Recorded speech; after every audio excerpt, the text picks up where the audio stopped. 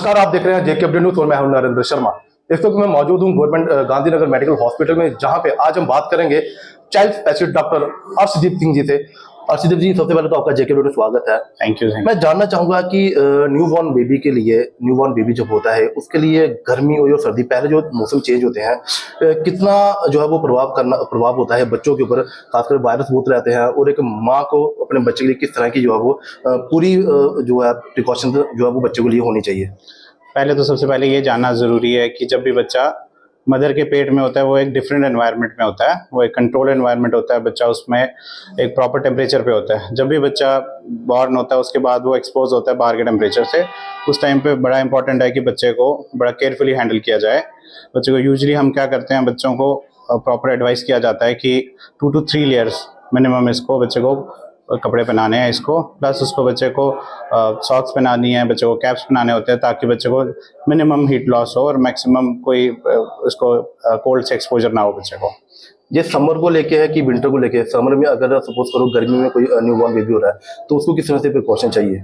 नहीं, ये कोई इरिस्पेक्टिव है कि गर्मी या सर्दी, बच्चों को क्लॉथिंग तो प्रॉपर मिनिमम 2 लेयर्स तो देने हैं। ओके। हाँ, वे हमने इसको सॉक्स पे रखना है जब बच्चा बॉर्न होता है। उसके बाद बेस्ड ऑन कि हमने बच्चे को चेक करना है, बच्चों को हमने बच्चों के फीट्स को अपने बेयर हैंड से चेक करना है। वह हैंड के उल्टे साइड से हमने बच्चे को फीट को टच करना है। अगर हमें लगता है कि बच्चे के अगर फीट कोल्ड हैं तो हमें उसको एक क्लॉथिंग बढ़ानी है। अगर हमें लगेगा बच्चा प्रॉपर टेम्परेचर पे है या ज़्यादा गर्म लग रहा है तो हम अकॉर्डिंगली उसकी क्लॉथिंग कम कर सकते हैं, तो ऐसे हमें करना होता है। तो बात करें जिस तरह से बच्चों एक माँ को किस तरह से अपनी पूरी खाने पीने का ध्यान जो है वो किस तरह से रखना है कि बच्चा जो है वो बिल्कुल सेफ रहे और उसका वेट भी धीरे धीरे ग्रोथ होता रहे। खाने पीने का किस तरह से ध्यान रखती है, किस तरह की डाइट जो है वो एक माँ को लेनी चाहिए ऐसे टाइम पे? मदर को बेसिकली वेल बैलेंस्ड डाइट लेनी चाहिए, which should be rich in proteins, carbohydrates and fats. तो मदर को ऐसे हमारी साइड से तो कुछ मना ही नहीं है, वो सब कुछ ले सकती है। ये है कि बच्चे की फीडिंग प्रॉपर होनी चाहिए, इट शुड बी एडुकेट।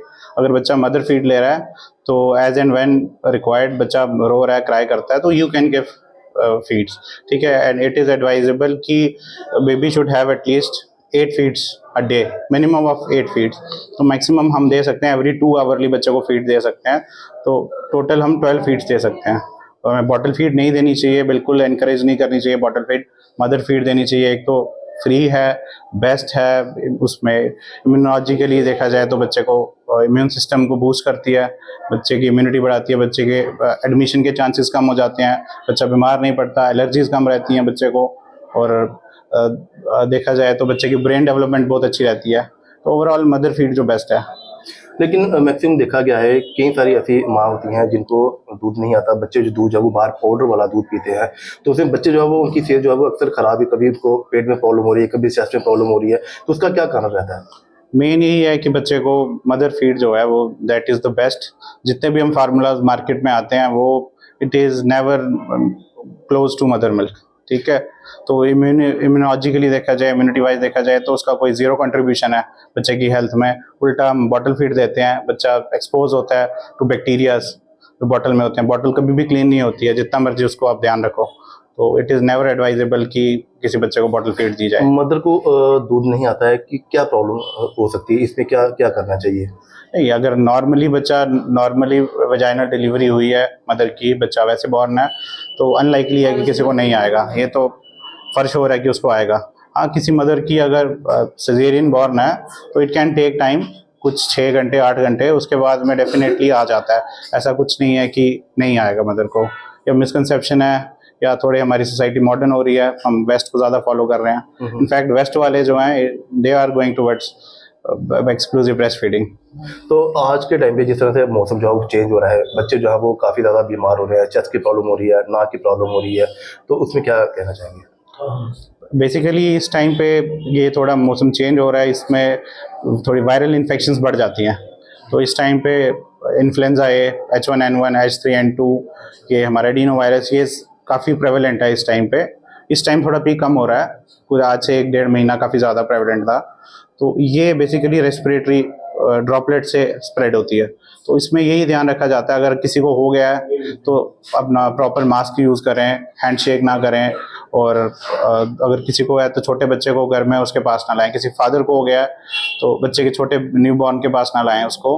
तो यही एक है। और आइडली सबसे बेस्ट तो यही है कि अगर किसी के घर में न्यू बॉर्न है या कोई इन्फेंट है तो ये एक्सपोज ना करें खुद को, बाहर जाके ज़्यादा कोई इनको वो नहीं करना है, क्योंकि किसी से वायरल लेंगे तो इनको भी होगा अल्टीमेटली, और वो फिर बच्चे में जाएगा, बच्चे को सीवियर डिजीज अक्सर रहती है। मैंने हर्षदीप जी एक चीज देखी है, मैंने कई सारे अपने रिलेटिव्स की बात में कहीं अगर बच्चों को क्या करते हैं कि बच्चों को कोई सजेस्ट करता है कि बच्चों को खांसी हो रही है, बिना डॉक्टर के सजेस्ट किए ना वो अपनी मर्जी से दवाई दे देते हैं। नहीं, बिल्कुल नहीं, ये अपनी मर्जी से नहीं लेनी है। अगर आपको कभी भी ज़रूरत है you can come to us, हमारा गवर्नमेंट हॉस्पिटल है, फ्री में देख सकते हैं हम यहाँ पे, कोई कहीं जाने की ज़रूरत नहीं है, ओपीडी होती है हमारी रूटीन में, यहाँ पे दिखाएं हम अकॉर्डिंगली। हमारा बच्चे का यही इंपॉर्टेंट है कि इनके वेट के अकॉर्डिंग डोज होती है, और कुछ ऐसे ड्रग्स हैं जो हम 6 मंथ से नीचे नहीं देनी चाहिए बच्चे को। बाहर किसी को दिखाएंगे तो किसी केमिस्ट को, या उनको नहीं नॉलेज है इतनी, अब वो बच्चे को वेट के अकॉर्डिंगली डोज नहीं जाती है या ओवर डोज जाती है, या कुछ ऐसी ड्रग्स हैं जो बच्चों को देनी नहीं है 6 मंथ से नीचे या 1 ईयर से नीचे, वो भी दी जाती हैं उस बच्चों को। तो ये सब अवॉइड करना है तो आप गवर्नमेंट इधर आए, हमारे सेटअप में आए, या कोई भी गवर्नमेंट हॉस्पिटल में पीडियाट्रिशियन है उसको दिखाएं। अभी तक आपके पास कोई ऐसा बच्चों का केस है जिसकी खांसी या जुकाम जो है हफ्ते 10 दिन से ज़्यादा हो गया हो, दवाई यूज़ कर रहा हो, आपने उसको सजेस्ट किया हो, फ़र्क नहीं पड़ रहा, तो उसके बाद क्या करना चाहिए? अब यूजुअली क्या है कि इसमें ये अब हमने डिफ्रेंशिएट करना होता है कि कफ किस रीज़न से है। अगर तो किसी को खांसी जुकाम है वो तो यूजुअली अपने टाइम पीरियड के अंदर ठीक हो जाएगा, 5 दिन 7 दिन 10 दिन। अगर उससे ज़्यादा कफ है तो हमें देखने पड़ता है बच्चे को कोई एलर्जिक डिसऑर्डर तो नहीं है, या कोई और कोई प्रॉब्लम तो नहीं है। यूजुअली अगर कोई एलर्जिक बच्चा होगा तो उसको लंबी देर तक खांसी रहेगी, उसको तो फिर अब देख के ही एग्जामिन करके ही पता चलेगा। बाकी अगर किसी को फीवर है, कफ है, या कुछ वेट लॉस की हिस्ट्री है या वैसा कुछ है तो फिर मल्टीपल डिजीज हो सकती है इंक्लूडिंग ट्यूबरकुलोसिस, एंड वो फिर अकॉर्डिंगली हम देखते हैं, बच्चों को एग्जामिन करते हैं, उसी के बाद ही पता चलता है।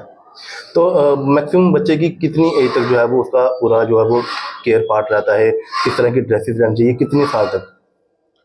केयर पार्ट एज इन मतलब कि किस तरह के प्रिकॉशन जो है वो बच्चे को 1 साल 2 साल 3 साल तक वो प्रॉपर रहना ताकि बच्चा जो है वो सेफ रह सके? प्रिकॉशंस तो मेरे को लगता है हमें एडल्ट्स को भी लेने चाहिए, हर किसी को लेने चाहिए। जब वायरल सीजन चल रहा है तो इसमें हर किसी को प्रिकॉशंस लेने चाहिए। किसी को कोल्ड है या कुछ है उससे हैंड शेक अवॉइड करो, मास्क पहन के रखो, हैंड सैनिटाइज करो, यही है, ये तो इरिस्पेक्टिव ऑफ एज है। तो एज ए चाइल्ड स्पेशलिस्ट होने के नाते आप एक क्या मैसेज देना चाहेंगे उन माओ को जिन्होंने न्यू बॉर्न अभी बेबी हुए हैं, जिनके उनके लिए क्या मैसेज रहेगा खासतौर के लिए कि किस तरह जिस तरह से मौसम चेंज हो रहा है उनके लिए मैसेज क्या रहेगा? यही मौसम चेंज के हिसाब से यही रहता है कि मदर को कि एक्सक्लूसिवली ब्रेस्ट फीड कराएं, बच्चे को सिर्फ मदर की फीड ही दें। मिनिमम 8 फीड्स देनी है पर डे और मैक्सिमम 12 फीड्स तक दे सकते हैं।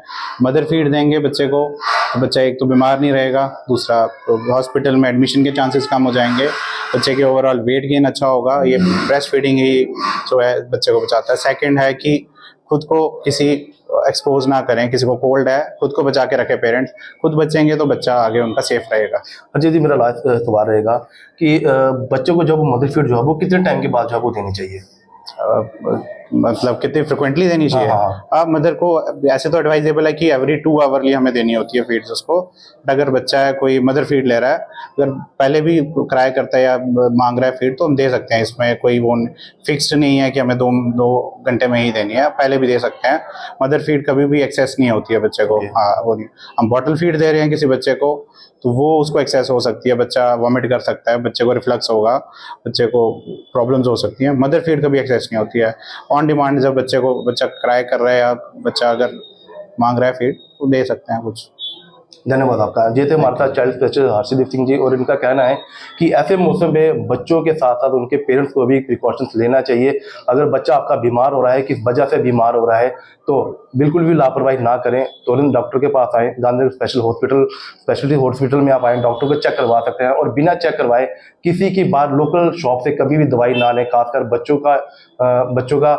के लिए बड़ा ही एक अगर बात करूं तो कई बार कई सारी ऐसी प्रॉब्लम बन जाती हैं। बाहर किसी के कहने से अगर हम दवाई बच्चों को दे देते हैं तो प्रॉब्लम जो है वो ज़्यादा बढ़ जाती है। उसके बाद डॉक्टर के पास जाते हैं तो कहीं ना कहीं डॉक्टर भी ये चीज़ बोलते हैं कि अगर आपको पता था कि हमारा बच्चा बीमार है, उसके बाद भी आपने बाहर से दवाई ली, उसके बाद प्रॉब्लम बढ़ गई तो डॉक्टर के पास लेके आए, क्योंकि कहीं ना कहीं फिर उसके लिए परेशानी जो है वो पेरेंट्स के लिए बन जाती है। तो इसलिए कभी भी ऐसी लापरवाही ना करें। आपके बच्चों को खांसी जुकाम कुछ भी हो तुरंत डॉक्टर के पास आए, बिना डॉक्टर की सलाह लिए कोई भी दवाई बाहर से ना लें। देखते रहिए आप जेके अपनी न्यूज, कैमरामैन साहिल के साथ मैं नरेंद्र शर्मा, जम्मू। जुपिटर मोटर लाए हैं अब kinetic e rickshaw lithium battery के साथ बिल्कुल नए रूप में, क्योंकि अब काइनेटिक ई रिक्शा में है 105 AH की ट्रॉनटेक की बड़ी बैटरी के साथ, जो एक बार चार्ज होने पर मैदानी इलाकों में चलेगी 135 किलोमीटर, जबकि पहाड़ी क्षेत्रों में 100 किलोमीटर।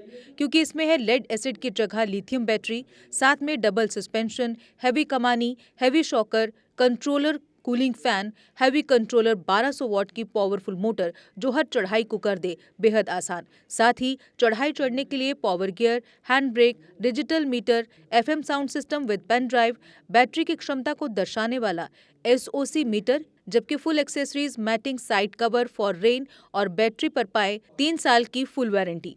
अब हर काइनेटिक ई रिक्शा की खरीद पर लोहड़ी और गणतंत्र दिवस की विशेष ऑफर, जिसमें आप पा सकते हैं 32 इंच की LCD या सैमसंग फुली एंड्रॉयड फोन या 15,000 का कैश डिस्काउंट। जबकि महिलाओं के लिए विशेष ऑफर है, महिलाओं को मिलेगा 20,000 तक का कैश डिस्काउंट। हमारा पता है जुपिटर मोटर, बिहाइंड साई सहयोग बार, गंग्याल, जम्मू।